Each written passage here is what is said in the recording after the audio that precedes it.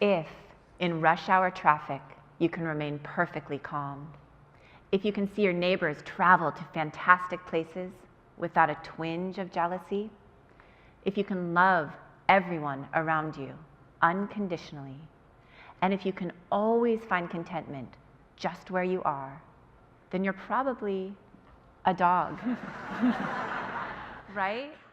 We hold ourselves to these unrealistic standards of perfection, and then we judge ourselves when we don't live up to them. The thing is, we're not supposed to be perfect. Perfection isn't possible, but transformation is. All of us have the capacity to change, to learn, and to grow, no matter what our circumstances. As a professor and scientist, I study how people change, how people transform. And one of the most effective vehicles I've found is mindfulness. My own journey into mindfulness was unexpected. When I was 17, I had spinal fusion surgery, a metal rod put in my spine. I went from a healthy, active teenager to lying in a hospital bed, unable to walk. And during the many months of rehabilitation, I tried to figure out how to live in this body that could no longer do what it used to. The physical pain was difficult, but worse was the fear and the loneliness, and I simply didn't have the tools to cope. So I began searching for something that could help, and eventually this search led me to a monastery in Thailand for my first meditation retreat. At the monastery, the monks didn't speak much English, and I didn't speak any Thai, but I understood mindfulness had something to do with paying attention in the present moment. My only instruction was to feel the breath going in and out of my nose. So I began. 1 breath, 2 breaths. My mind wandered off. I brought it back. 1 breath, 2 breaths. It wandered again, sucked into the past or lost in the future. And no matter how hard I tried, I just couldn't stay present. Now this was frustrating because I thought meditation was supposed to feel like this, and instead it felt more like this. Right? Being present isn't so easy. In fact, check it out for yourself. I've been speaking for about 3 minutes. Have you noticed your mind has wandered? All of our minds wander. Research from Harvard shows the mind wanders on average 47% of the time. 47%. That's almost half of our lives that we're missing, that we're not here. So part of mindfulness is simply learning to train the mind in how to be here where we already are. Like right now. Let's practice together.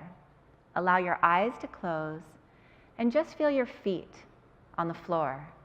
Wiggle your toes and sense your whole body sitting here, softening the face, softening the jaw, and notice that you're breathing, feeling the breath as it naturally flows in and out of the body, just being here. And as you're ready, taking a deeper breath in and out, allowing your eyes to open. So, back at the monastery, I was trying hard to do just this, to just be present. But no matter how hard I tried, my mind kept wandering off. And at this point, I really started to judge myself. What is wrong with you? You're terrible at this. Why are you even here? You're a fake. And then not only was I judging myself, I started judging everyone, even the monks. Why are they just sitting here? Shouldn't they be doing something? Thankfully, a monk from London arrived who spoke English. And as I shared with him my struggles, he looked at me and said, "Oh dear, you're not practicing mindfulness. You're practicing judgment, impatience, frustration." And then he said 5 words that have never left me. What you practice grows stronger.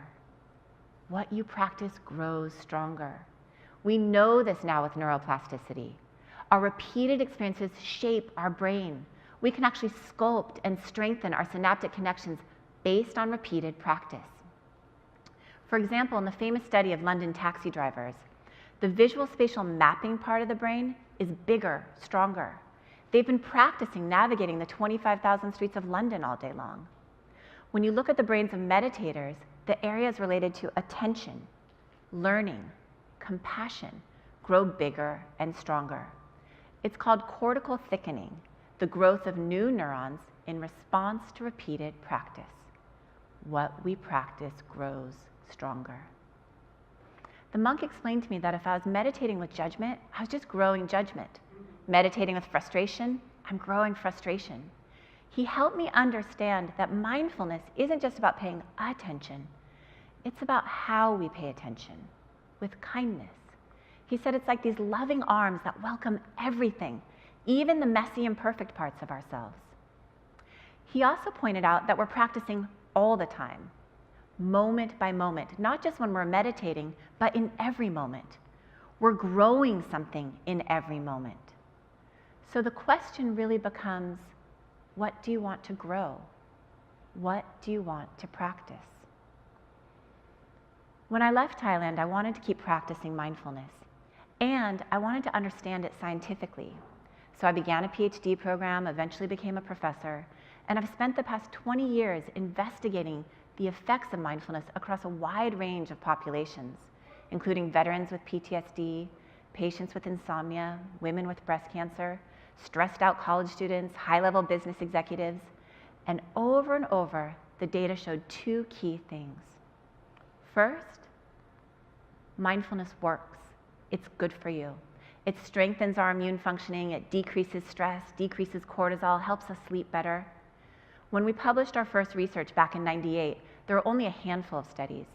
Now there are thousands of studies showing the beneficial effects of mindfulness. It's good for us. The second thing we learned was quite unexpected. Almost all the people we were working with, regardless of their age, their gender, their background, were talking about the same thing. This underlying sense of, I'm not good enough, I'm not okay, I'm not living this life right. This tremendous self-judgment and shame. And we all know what they were talking about, because shame is universal. All of us feel it. And worse, we have this mistaken belief that if we shame ourselves, if we beat ourselves up, we'll somehow improve. And yet, shame doesn't work. Shame never works. It can't work.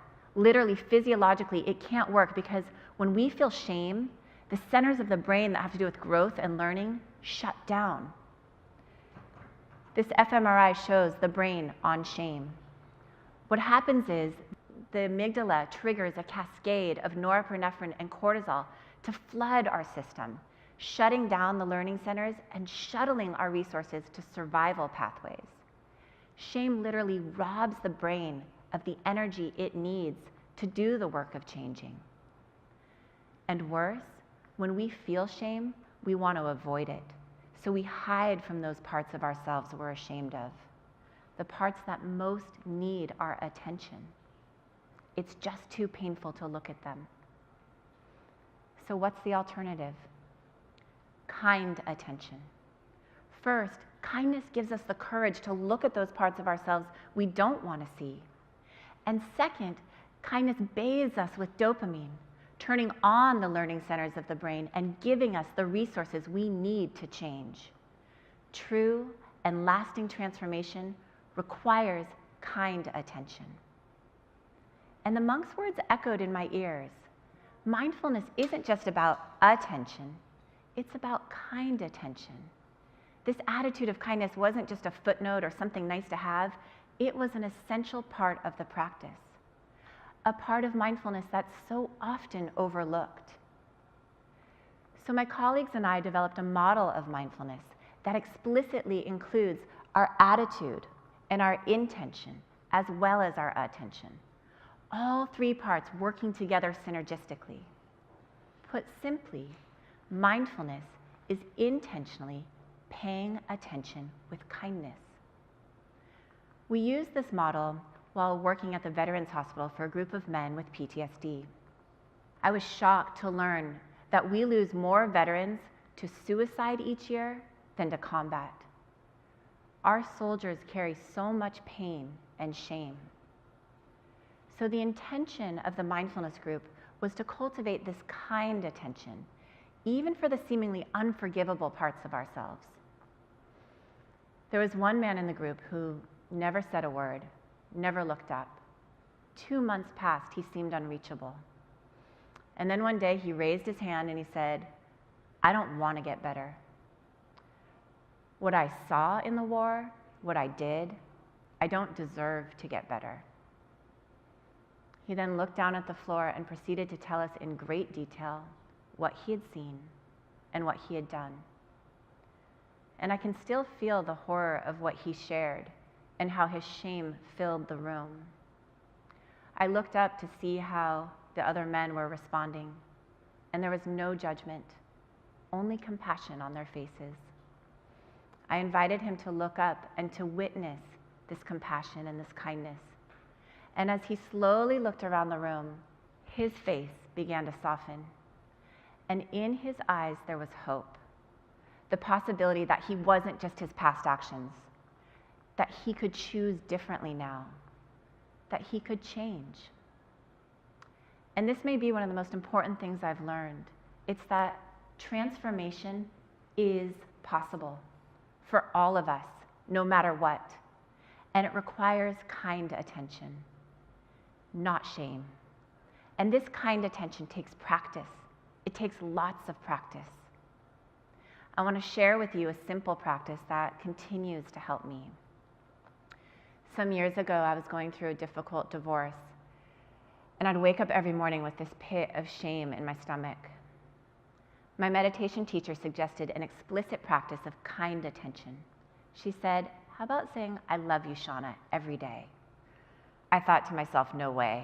It felt so contrived. She saw my hesitation and suggested, how about just saying, good morning, Shauna? Oh, and try putting your hand on your heart when you say it. It releases oxytocin. It's good for you, you know. She knew the science would win me over. So the next day, put my hand on my heart, took a breath, and said, good morning, Shauna. And it was kind of nice. I continued to practice, and a month later when I saw her, I admitted how helpful it had been.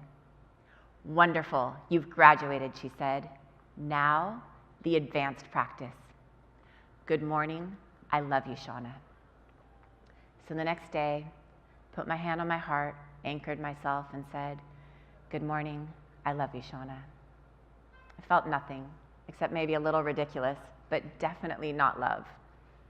But I kept practicing because, as we know, what we practice grows stronger. And then one day I put my hand on my heart, took a breath. Good morning, I love you, Shauna. And I felt it. I felt my grandmother's love. I felt my mother's love. I felt my own self-love. And I wish I could tell you that every day since then has been this bubble of self-love and I've never felt shame or judgment again, and that's not true. But what is true is this pathway of kind attention has been established, and it's growing stronger every day. So I want to invite you tomorrow to put your hand on your heart and say good morning. And if you're really brave, good morning, I love you. Thank you.